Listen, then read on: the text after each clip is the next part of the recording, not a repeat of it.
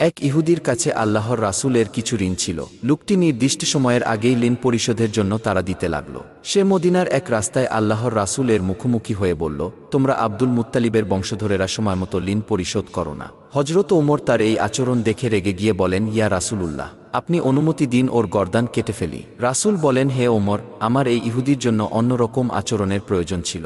তুমি বরং ওকে উত্তম পন্থায় ঋণ ফেরত চাইতে বলো, আর আমাকে উত্তম পন্থায় ঋণ পরিশোধ করতে বলো। অতঃপর তিনি ইহুদির দিকে ফিরে বলেন, তুমি কালকেই তোমার দেয়া ঋণ ফেরত পাবে। এদিকে রাসূলের ব্যবহারে ইহুদির মনে ভাবান্তর দেখা দিল।